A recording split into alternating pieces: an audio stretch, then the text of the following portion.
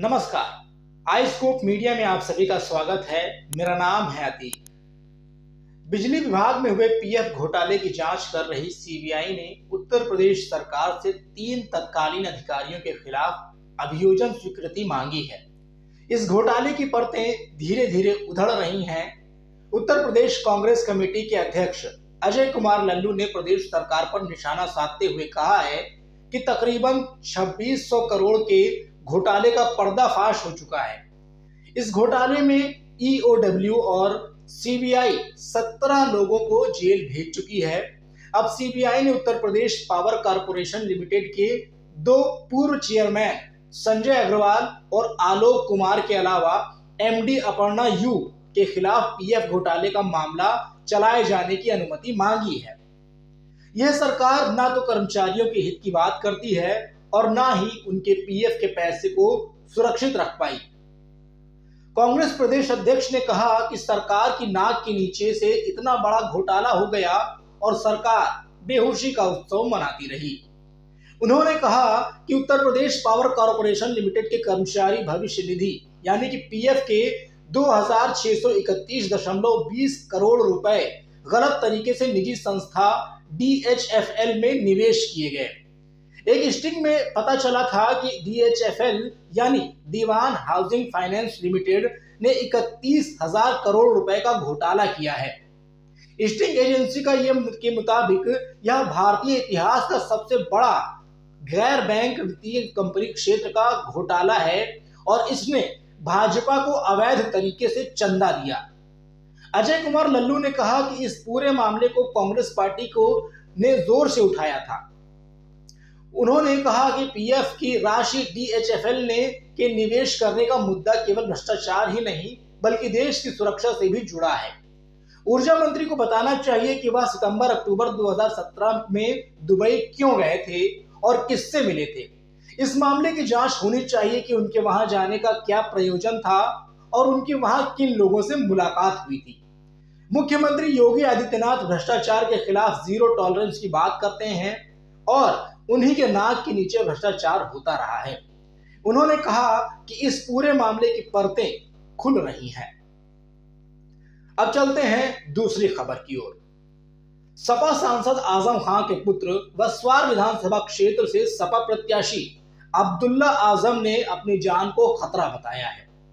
इस बाबत उन्होंने स्वार से ही अपना दल एस यानी भाजपा गठबंधन प्रत्याशी व रामपुर से भाजपा प्रत्याशी पर साजिश रचने के आरोप लगाए हैं। उन्होंने कहा है कि हमारी रेकी की जा रही है, सड़क हादसे, हमला कराकर या किसी अन्य तरीके से हमारी हत्या की साजिश की जा रही है। फर्जी मुकदमों में फंसाकर जेल भेजने की तैयारी है। उन्होंने मंडलायुक्त के भाजपा नेताओं के पारिवारिक समारोह में शिरकत करने के फोटो दिखाते हुए कहा कि इन अधिकारियों के रहते क्या निष्पक्ष चुनाव संभव है। वह रविवार को मीडिया से बात कर रहे थे। उन्होंने कहा कि मंडलायुक्त के इशारे पर पुलिस सपा से जुड़े लोगों को धमका रही है। इसकी शिकायत पार्टी स्तर पर की जा चुकी है। एक उम्मीदवार के नाते वह फिर चुनाव आयोग से शिकायत करेंगे। उन्होंने कहा कि अब तक हमारा नामांकन खारिज कराने की साजिश थी, अब हमारी रेकी की जा रही है। ऐसे में हमारे साथ कुछ हादसा हो सकता है। पूरी साजिश है कि हमें किसी सड़क हादसे, हमला कराकर या किसी दूसरे तरीके से मरवा दिया जाए और जिले का माहौल खराब किया जाए। उन्होंने कहा कि हमें फर्जी मुकदमों में जेल भेजने की तैयारी की जा रही है। एक युवक को पुलिस हड़का रही है, जिसका वीडियो दिखाते हुए कहा कि ऐसे निष्पक्ष चुनाव होगा। सपा से जुड़े लोगों व आम लोगों को डराया व धमकाया जा रहा है। 55 से 60,000 रेड कार्ड जारी किए जा रहे हैं ताकि वे इतने डर जाएं कि अपने मताधिकार का भी प्रयोग न कर सकें। सवाल उठाया कि इस तरीके से निष्पक्ष चुनाव होगा। यह चुनाव की करप्ट प्रैक्टिस है। कहा कि जब मंडलायुक्त के अधिकारियों को 500 फोन आएंगे और वहां से निर्देश दिए जाएंगे तो क्या होगा। सिर्फ एक पार्टी से जुड़े लोगों को ही निशाना बनाया जा रहा है। रामपुर, चमरौवा मिलकर स्वार और बिलासपुर में लोगों की लिस्ट बनाई गई है, जिसमें ऐसे लोगों को मुचलकों पर पाबंद किया गया है जिनके खिलाफ कोई मुकदमा तक नहीं है और उनके परिवार का कोई भी व्यक्ति कभी थाने तक नहीं गया था। इससे तो शरीफ आदमी डरेगा। चुनाव आयोग को चाहिए कि ऐसे अधिकारियों को हटाया जाए तो किसी दूसरे अधिकारी को लाया जाए ताकि निष्पक्ष चुनाव हो सके। अब चलते हैं अगली खबर की ओर। मुलायम सिंह यादव की छोटी बहू अपर्णा बिष्ट यादव ने करहल से समाज सपा अध्यक्ष अखिलेश यादव के सामने चुनाव मैदान में उतरने की चर्चा है। मीडिया से बातचीत में उन्होंने कहा कि वह कहीं से भी चुनाव लड़ने की तैयारी है। यह भाजपा नेतृत्व को तय करना है कि उन्हें कहां से मैदान में उतारा जाता है। उनके इस बयान के बाद सोशल मीडिया पर भी चर्चाओं का दौर शुरू हो गया है। मालूम हो कि मुलायम सिंह की छोटी बहू अपर्णा बिष्ट ने कुछ दिन पहले ही भाजपा की सदस्यता ली है। इसी के साथ हम रुख करेंगे अपनी अगली खबर की ओर। सपा अध्यक्ष अखिलेश यादव ने आरोप लगाया है कि भाजपा ने अब तक 99 ऐसे उम्मीदवारों को टिकट बांट चुकी है जो आपराधिक छवि के हैं।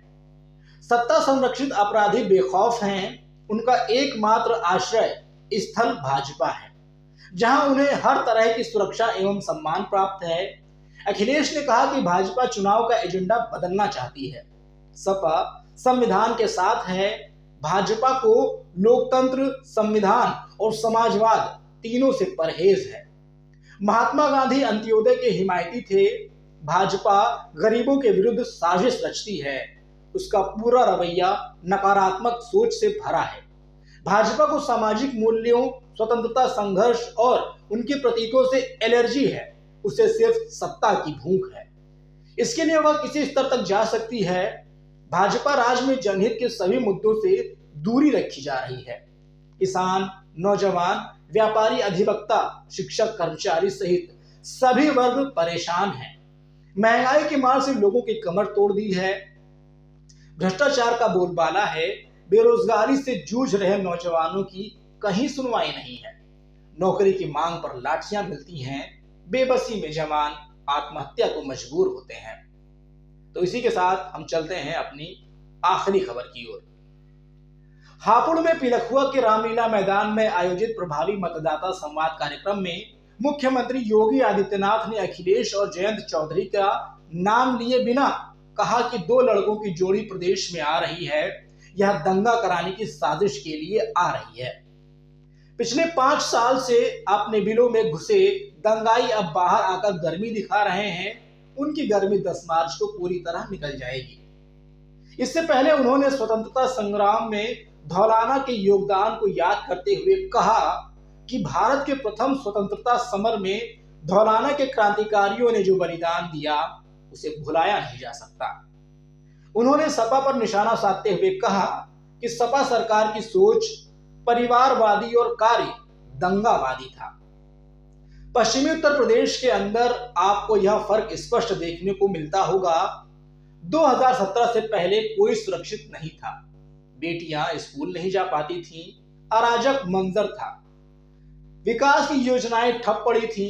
गरीबों को शासन की योजनाएं नहीं मिल पाती थी। विकास का पैसा इत्र वाले के घर की दीवारों में लगाया जाता था।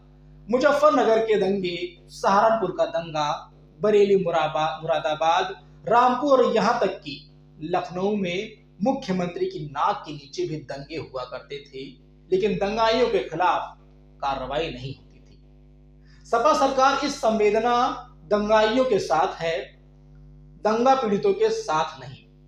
एक बार फिर सीएम ने मुजफ्फरनगर के गौरव और सचिन की हत्या का भी जिक्र करते हुए कहा कि सपा के संरक्षण में पलने वाले गुंडों ने सचिन और गौरव की निर्मम हत्या की थी। उन्होंने कहा, इन लोगों ने वैक्सीन एवं खाद्यान्न के मामलों में गरीबों को गुमराह करने का प्रयास किया।